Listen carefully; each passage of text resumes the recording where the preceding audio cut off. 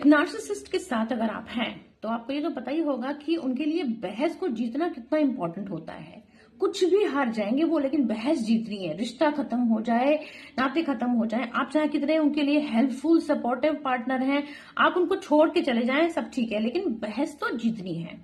अब ऐसे इंसान के साथ में अगर आपको रहना है तो आप क्या करोगे फिर? कैसे?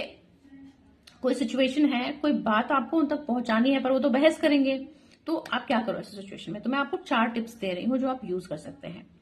सबसे पहली बात तो यह है कि कोई भी बातचीत शुरू होती है जैसे आपके और उनके बीच में, और आपको लगता है कि इस बात को वो बहस में कन्वर्ट कर सकते हैं, तो स्टार्टिंग से ही ध्यान रखिए कि आपको दिमाग में ये रखना है कि आपको चाहिए क्या।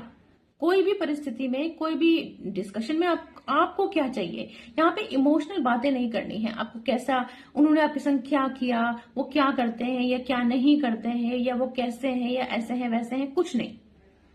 आपको एग्जैक्टली ये बोलना है कि आपको क्या चाहिए। मैं आपको सच बता रही हूं, जितने कम शब्दों में आप बोलेंगे उतनी आसानी से वो बात उन तक पहुंच जाएगी और बात खत्म भी हो जाएगी और वो बहस में कन्वर्ट नहीं होगी। जैसे किसी चीज के लिए आप उनसे बहुत समय से बोल रहे हैं, लेकिन वो आपका काम नहीं कर रहे, वो बात नहीं सुन रहे, वो उनकी जिम्मेदारी है पर उसे पूरा नहीं कर रहे। आप इंस्टेड ऑफ कि आप उनको बोलें कि वो कितने बुरे हैं, कितनी उनकी वजह से प्रॉब्लम होती है, वो उनको एग्जैक्टली वो सेंटेंस बोलना है कि मुझे ये काम करवाना है, मुझे ये बताओ कि कितने बजे तक हो जाएगा या किस डेट तक हो जाएगा, एग्जैक्टली मुझे बताओ। और फिर दोबारा उनको उसी टाइम पे या उसी समय पे फॉलो अप करें। एक सेंटेंस में आपने बात बोली और उनसे आपको जवाब भी मिल गया।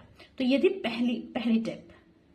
दूसरी टिप ये है कि जो नार्सिसिस्ट होते हैं, समझिए वो कोई भी सिचुएशन में है, उनके लिए उनकी इमेज बहुत इंपॉर्टेंट है। उनको कंट्रोल रखना है आपके ऊपर, बच्चों के ऊपर।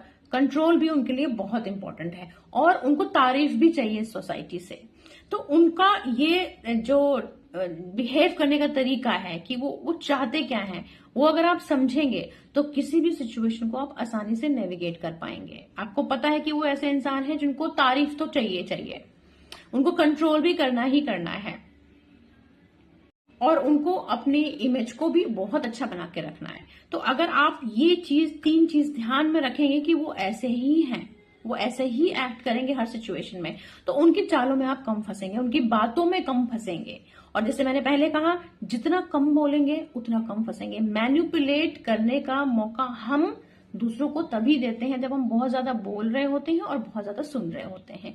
अगर आप सुनेंगे ही नहीं किसी की और आप बोलेंगे भी नहीं, बस अपनी बात बोली और वहां से चल दिए, तो कोई आपको क्या मैनिपुलेट करेगा। तीसरी चीज है, उनके बिहेवियर पैटर्न को ऑब्जर्व करिए। नार्सिसिस्ट का जनरली एक पैटर्न होता है कि किस सिचुएशन में वो कैसे बोलते हैं, क्या करते हैं। अगर आपकी कोई बात बुरी लगी तो कैसे आपको नुकसान पहुंचाते हैं, कुछ आपका अच्छा हो गया तो उसको आपको कैसे हानि पहुंचाते हैं। लोगों के सामने होते हैं तो कैसे बिहेव करते हैं, घर आते हैं तो कैसे बिहेव कर रहे हैं। उनके पैटर्न को समझने की कोशिश करिए। पैटर्न कभी कभी वो चेंज भी करते हैं। अगर उन्हें पता चल जाता है, जैसे अगर कोई नार्सिसिस्ट मेरा ये वीडियो देख लेगा तो ये समझ जाएगा कि हाँ मेरा एक पैटर्न है, वो उसको लोग ऑब्जर्व कर सकते हैं, तो वो चेंज करेंगे। लेकिन फिर भी मैं आपको ये बता रही हूँ कि चेंज बहुत ज्यादा नहीं होगा।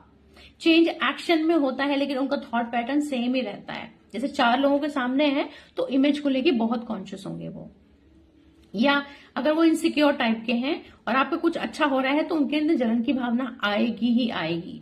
अगर उनका ये इनसिक्योरिटी उनकी पर्सनालिटी का हिस्सा है, वो इनसिक्योर होंगे ही होंगे। तो आप उनकी पैटर्न को अगर समझ जाएंगे तो आप उनकी अगली चाल का हमेशा अंदाजा लगा पाएंगे और खुद को सुरक्षित रख पाएंगे। सबसे आखिरी चीज ये है कि ये समझिए कि आपको उनकी स्वीकृति की जरूरत नहीं है, उनकी मंजूरी की जरूरत नहीं कि हाँ वो बोले कि उन्होंने आपको दुख पहुंचाया या उन्होंने आपको हानि पहुंचाई या कुछ भी आपके संग जो बुरा कर रहे हैं या जो उन्हें करना चाहिए पर नहीं कर रहे हैं।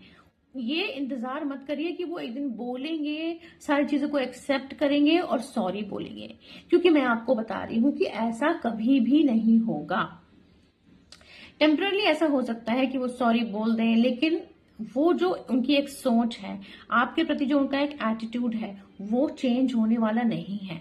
तो इन चीजों का इंतजार मत करिए, कोई भी ऐसी बातचीत बहस मत शुरू करिए जिससे आपको ये लगता है कि आज मैं समझा के रहूंगी अपनी बात और सॉरी बुलवा के रहूंगी, क्योंकि ऐसा नहीं होगा, ऐसा कभी भी नहीं होगा। वो बोल सकते हैं अगर उनकी सोशल इमेज कहीं इन्वॉल्व है, अगर किसी सिचुएशन में सॉरी बोलने से उनकी सोशल इमेज अच्छी होती है या उनको कोई और बेनिफिट हो रहा हुआ, तो वही मैंने जैसे कहा ना कि पैटर्न को पहचाना हुआ कि उनको क्या चाहिए, तो किसी सिचुएशन में उनको चाहिए तो वो बोल भी सकते हैं। पर आप ये मत सोचना कि ये परमानेंट सॉरी है और अब सब सही हो गया है, क्योंकि जो लोग सही हो जाते हैं, जिनके अंदर ये कैपेबिलिटी होती है कि उनसे बातचीत करके प्रॉब्लम का सोल्यूशन निकाला जा सकता है, उनको अपनी बात समझाया जा सकता है, उनके पार्टनर ऐसे बैठकर इस तरह के नार्सिसिज्म के ऊपर वीडियोस नहीं देखते। अगर आपने नार्सिसिज्म वर्ड ढूंढा है इंटरनेट पे और आज आप बैठ के उसका वीडियो देख रहे हैं, तो ऑब्वियसली आपका पार्टनर में नार्सिसिस्टिक क्वालिटीज हैं। और सबसे आखिरी चीज यह है कि चाहे जितना भी अच्छा माहौल चल रहा हो घर में, शायद लड़ाई झगड़ा नहीं भी है, सब कुछ सही चल रहा है, लेकिन अगर वो बदतमीजी की बात करें या लिमिट क्रॉस करें या कुछ गलत करें आपके साथ या बच्चों के साथ में या किसी और के साथ में जिसकी आप परवाह करते हैं, तो वहां पे तुरंत बोलिए। ये मत सोचिए कि जब झगड़ा होगा तब बोलूंगी, अभी तो सब ठीक चल रहा है तो कोई बात नहीं। अभी तो सब ठीक नहीं चल रहा है। अगर वो आपसे बदतमीजी से बात कर रहे हैं, आपको हानि पहुंचा रहे हैं, बच्चों को बेवजह हानि पहुंचा रहे हैं, तो सब कुछ ठीक नहीं चल रहा है। सब कुछ ठीक चल रहा का मतलब ये नहीं होता कि वो नाराज नहीं है तो सब कुछ ठीक है, वो हानि तो पहुंचा रहे हैं ना। तो अपनी बाउंड्रीज का ध्यान रखिए, अपने सेल्फ रिस्पेक्ट का ध्यान रखिए। जब भी वो कुछ बहस या ड्रामा करने की कोशिश करें उसमें इन्वॉल्व मत होइए, लेकिन जो चीज सही है उसको सही बोलिए, जो चीज गलत है उसको गलत बोलिए। सही और गलत बोलना सीखिए, अपने लिए खड़े होना सीखिए, अपने बच्चों के लिए खड़ा होना सीखिए। जहां पे कुछ गलत होता है बोल दीजिए कि ये गलत है और ये जो आपका बर्ताव है ये एक्सेप्टेड नहीं है। बस बहस में पड़ने की जरूरत नहीं है, फिर उसको जस्टिफाई करना कि क्यों सही नहीं है और कितनी बार आप बोल चुके हो और वो कभी सुनते नहीं है, उन्होंने तो प्रॉमिस किया था। ये सब कुछ बोलने की जरूरत नहीं है, क्योंकि आपको लगता होगा ना कि मैं थोड़ा सा और समझाऊंगी तो वो समझ जाएंगे या मैं अलग तरीके से बताऊंगी तो वो मान जाएंगे। ऐसा कुछ नहीं होने वाला है उनको, क्योंकि पता है क्या सच है और क्या गलत है, क्या उन्होंने किया है उनको याद है, उनका कोई मेमोरी लॉस नहीं हुआ है। जैसे कि वो अक्सर शो करते होंगे ना बहस के टाइम पे कि उन्हें कुछ याद ही नहीं आ रहा उन्होंने क्या किया था, पर आपने जो कहा था वो सब अच्छे से याद है। कोई मेमोरी लॉस नहीं है माय डियर, कोई मेमोरी लॉस नहीं है, कोई कंफ्यूजन नहीं है, कोई लैक ऑफ इंटेलिजेंस भी नहीं है। ये स्ट्रेटेजी है बात करने की, ब्लेम आपके ऊपर शिफ्ट करने की, ताकि आप कोशिश करते रहो करते रहो करते रहो खुद को सही प्रूव करने की, और कोई तीसरा इंसान देखे तो लगे अरे तो पागल है, कैसे पागलों की जैसे बोल रही है, चीख रही है, चिल्ला रही है। और यही एग्जैक्टली वो चाहते हैं, आपकी इमेज दूसरों की नजर में खराब करना और आपकी खुद की नजर में खराब करना, ताकि आपको खुद को भी डाउट रहे कि मेरे में ही कुछ प्रॉब्लम है, मैं ही तो चीखती चिल्लाती रहती हूँ। तो समझाने की कोशिश मत करिए, सॉरी बुलवाने की कोशिश मत करिए, माफी मंगवाने की कोशिश मत करिए और सुधारने की कोशिश भी मत करिए, और इंतजार भी मत करिए कि वो सुधर जाएंगे।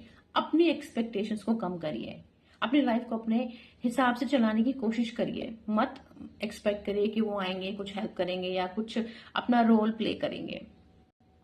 सेलिब्रेशंस में, फेस्टिवल्स में, पेरेंटिंग में अपने आप से चीजों को मैनेज करिए, और जितना आप कर सकते हैं उतना करिए। ये मत सोचिए कि गिल्ट में मत रहिए कि परफेक्टली सब कुछ नहीं हो पा रहा, क्योंकि वो अपना रोल नहीं प्ले कर रहे हैं। वो गिल्ट उनका है, आप उनकी गिल्ट को कैरी मत करिए। आप जो अच्छे से कर सकते हैं वो अच्छे से करिए।